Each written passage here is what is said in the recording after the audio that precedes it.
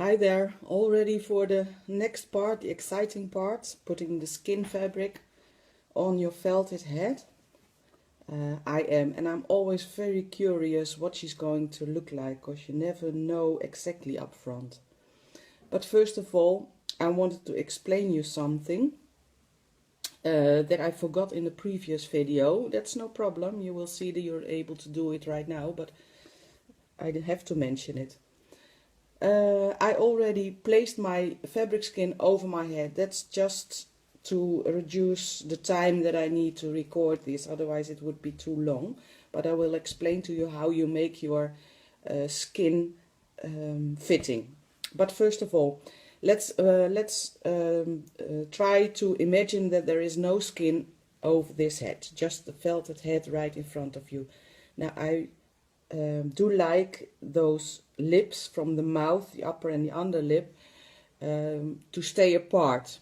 I don't like it when you see the thread that you have to make in this mouth when you still can see it. So I've developed a method for me that's working for me, and I wanted to explain to you how you could create the mouth without noticing that thread anymore. Now you take your ripper, I guess it's a ripper, and if not, I'm sorry, you can see what I mean. Take your head, again, there's no skin over it, of course, your felted head, and then place this tool in the middle between the lips, in the side of the mouth, left side, right side, doesn't matter, in the side of the mouth, and just cut between those upper and under lips until the middle, and you can cut through that stocking too. That's no problem. I want you to cut it as far as you can. So when we are placing a thread between those lips, we can pull it completely backwards, so it won't be noticeable anymore. So when you've done this side, you will cut from this side. Don't do it from the middle sidewards, because when you cut too far, you have a problem. So just start in the corner of the mouth, work your way to the middle, and from the other corner work your way to the middle. Then it might leave a little wool fuzz. You can felt that in the upper lip and in the under lip. But that's what we're going to need to create a beautiful mouth. And you can see already it's going to be, I think, to me, it's going to be just fine. Okay, now I'm going to teach you how to make your skin fitting so that it will leave no wrinkles in the neck. We hate wrinkles in the neck. Now you can see, although I didn't tie this off, it's already very smooth. That's just what we want. Okay, so you take your fabric, your skin fabric, your jersey, and you place it in front of you, and you have the fold. You have your on the, what is it, right side. But if you're left-handed, on the left side. Okay, then you take your felted head and you place it on the fold, but you leave the nose 1 centimeter backwards. So there's 1 centimeter, the nose is placed 1 centimeter from the fold, because you're going to need that extra fabric, since you felted a face and it needs more stretch than when you wouldn't have felt a face.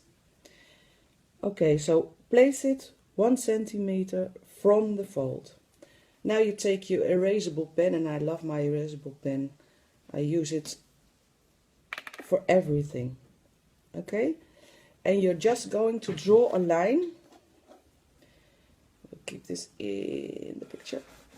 Come on, more in the picture. Okay, I've placed it in the middle of the fabric and 1 centimeter from the fold.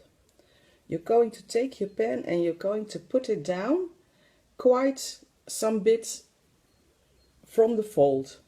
Why? Because you want to have enough, that's not good, you want to have enough width to cover your head with and to pull it over your head. You need this width to go over the face. We're going to stretch it from the neck on, So you're going to need this width. And later on, when it's all finished, we're going to stitch that away. So I leave it on until I am to that step. This width you're really going to need. So please bear in mind that you place your pen just 1 centimeter from your back head. And then draw a line or stipple a line, it doesn't matter, all your way into the deepest of the neck.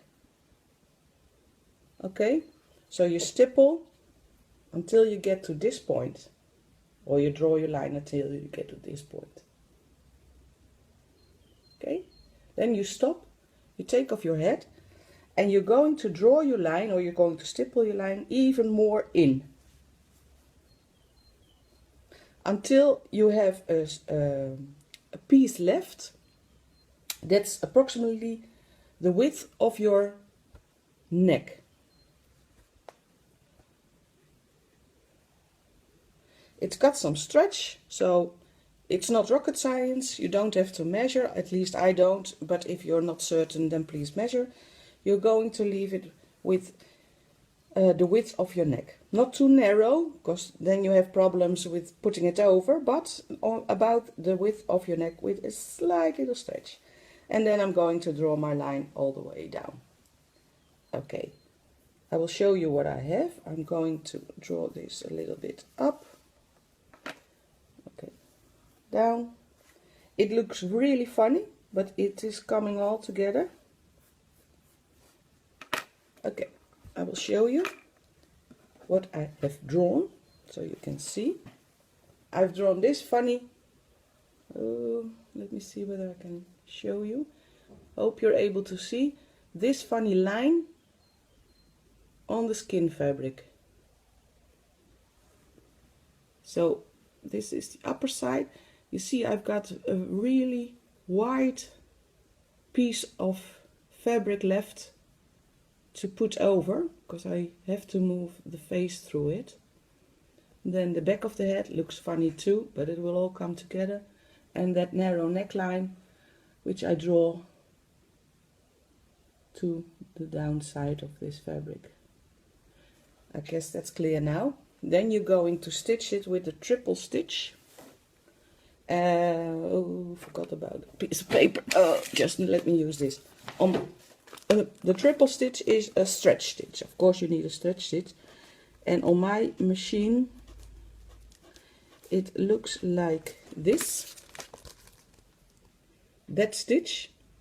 And I even narrow down the stitch length. Just a bit. If you don't have this stitch on your machine, sorry, then use another stretch stitch, but don't forget to narrow down the stitch length. Because you don't want to see, and there's a lot of stretch going on in this fabric, but still you won't be able to see the threads. It's lying just beautifully. Okay, once you've done that, you're going to put your skin fabric on your head from the downside on to the upper side. I think that's very clear, until you have that curve, and you clipped the curve, of course. If you don't know what I mean, just ask, but you made a couple of tiny clips before turning the fabric around, and you pull it until this is in place, this piece, and this is in place, and you can see that it has quite a smooth neck. Now we're going to bind off this neck. I think it is very clear to those of you who've made dolls before, but if not, we're going to bind off the neck.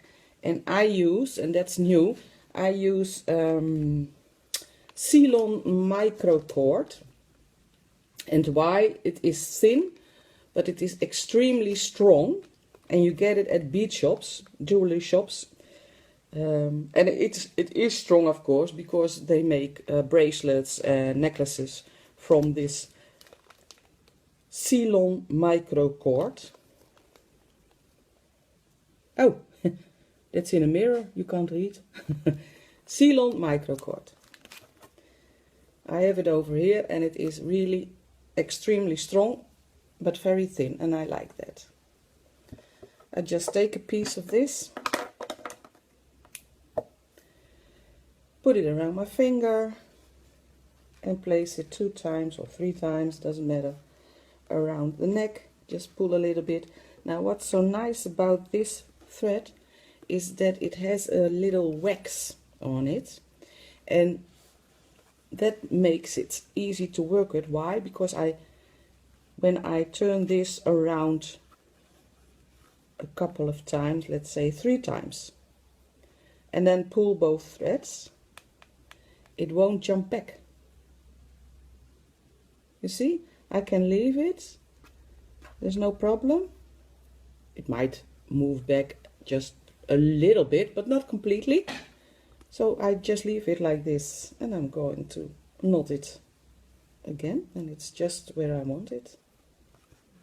Now we're going to work those tails later on. I'm not going to bother about it yet. Now, you see, it is the most smooth neck you can imagine. I will show you from this side, from that side, from that side. It is a smooth neck. Okay, next step is we're going to define those lips again. That's the most exciting part, I guess. Okay, what do we need?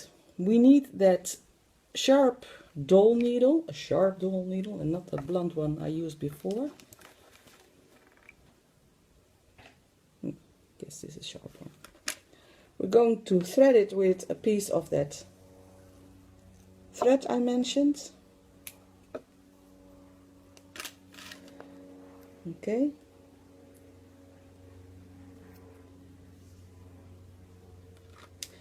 Now I'm going to place my head in front of me. I will try to do it this way. I'd like to do it this way, but I will try for you to do it this way. And I push that fabric down between the lips, and I even give it a little give by placing my finger under the skin and give it that fabric that it needs to come tight between those lips. And why do I give it some extra fabric? Because when you put too much stretch on this side, you're going to take away the chin. Smooth is smooth. It doesn't need to stretch anymore. And I just use this tool to define that line between the lips. Now there are many ways to define a mouth, but I'm going to show you my way as usual. I'm going to place 3 threads. The first thread is going to run between those lips just horizontal from side to side. But because I want to give her a little smile, I'm going to take a thread after I've done this and pull it up a little bit upwards, because that gives us a nice little smile. But first of all, let me show you how we're going to do this.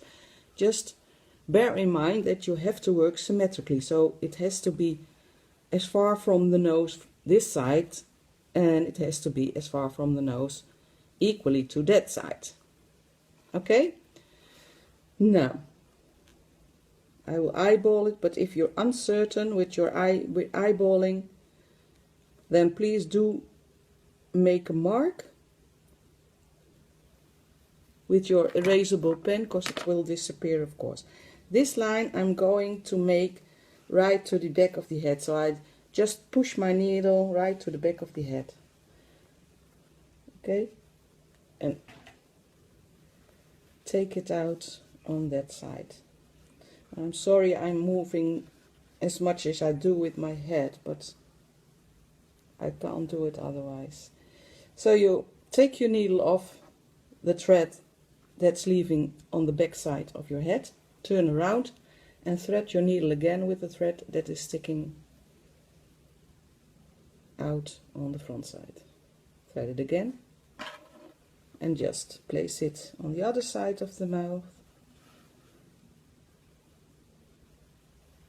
symmetrically. And if it's wrong, don't be afraid, you can do this over and over again. And just put this through the head, close to the other thread on the back of the head, because you're going to knot them together, and it's not fine when they are apart from each other too much. It's nicer when they're close to each other. Okay, and take your needle out. Then you're going to take those both threads in your hands, turn your head around, and you're going to pull, and I like this part so much, just enough for you, so you will see a mouth. Now you can pull as far as you want. You see that changes the mouth. I leave it a little bit, the underlip comes out just the way you want it. But still, we didn't tie off the we didn't tie off the skin, and we do that later because we need to have this fabric a little bit of give. Well, I think I'm far enough. Sorry, that's just my iPhone. And I'm going to tie this off. Again, I will make a couple of turns before I pull this thread down. Take a look again. I'm quite satisfied. And make a knot. Now, I don't want to be confused with all those threads leaving on the back, so I cut them a little bit shorter already, so I know that's a thread I already done. Now I'm going to make that little smile I told you about. I will make this video until 20 minutes, and maybe that's not enough, but then I will make a separate video and do the rest. Now I'm going in at the same place, in the corner of the mouth, at the same place that you started with your first thread, and I'm going to pull. I'm going to place this under an angle and just come up just here at the above side of the head, and I like to come up